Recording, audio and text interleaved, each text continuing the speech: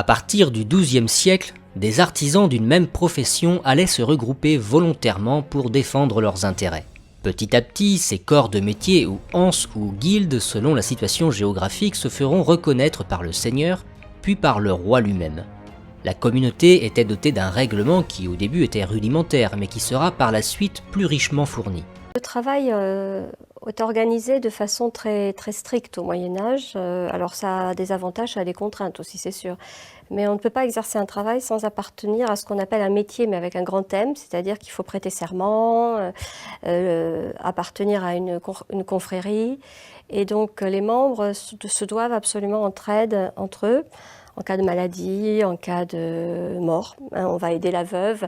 Par exemple, il est totalement interdit à un artisan de pratiquer des prix plus élevés qu'un autre, en fait. Donc il y a vraiment une contrainte assez forte, mais il y a des avantages aussi, et on parle comme ça de sécurité sociale avant l'heure, puisque chaque métier a une caisse qu'il appelle la boîte, et donc on verse sa cotisation, et cette cotisation, elle est reversée aux ceux qui en ont besoin, c'est-à-dire les orphelins, les veuves ou les malades du métier. Si un nouveau venu arrive dans une ville, il ne peut pas exercer le métier tant qu'il n'est pas accepté par le métier. Il n'y a pas du tout de libéralisme. Voilà. De qui étaient composées les communautés de métiers?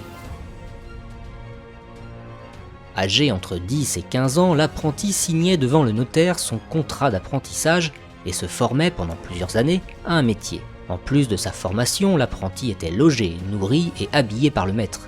Il était traité comme un membre de la famille. La communauté veillait à la protection et à la formation professionnelle du jeune homme.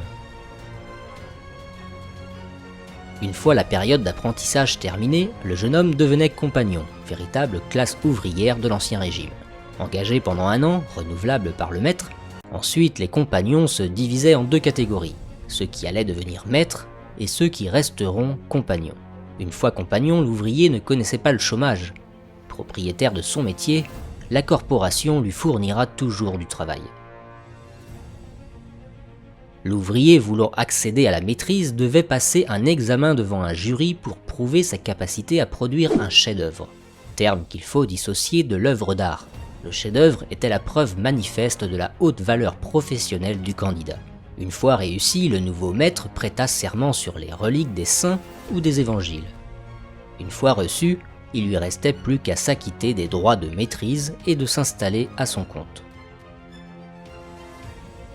Véritable administrateur du corps de métier, élu chaque année en jurande jusqu'au XVe siècle, par les apprentis, les compagnons, les maîtres, plus tard seuls les maîtres pourront voter, ils ont pour mission de juger les difficultés entre patrons et ouvriers, de défendre les droits et les privilèges du corps qu'ils représentent.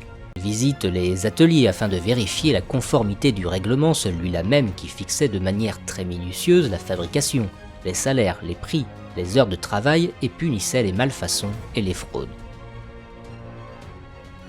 Les confréries organisaient la vie religieuse des membres d'un métier et assumaient l'organisation de l'assistance matérielle et morale pour l'ensemble de ses membres pauvres, malades, vieillards, veuves ou orphelins.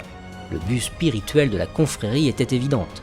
Chacune d'elles avait un saint pour patron et élisait domicile dans la chapelle d'une église paroissiale. Des métiers sur lesquels je pense qu'il y a beaucoup de fausses idées. Par exemple, l'idée que les gens travaillaient d'arrache-pied, beaucoup, tous les jours, à des horaires de travail absolument horribles, alors qu'en réalité, c'est tout à fait le contraire, puisque si on compte les dimanches et jours de fête dans une ville moyenne en Europe, au Moyen-Âge, il y a 100 jours où on ne travaille pas par an. Et on ne travaillait pas très jeunes enfants non plus, contrairement à ce qu'on pourrait penser. Les jeunes enfants ne travaillaient pas au Moyen-Âge. Autre idée reçue, évidemment, l'idée que les femmes ne travaillaient pas.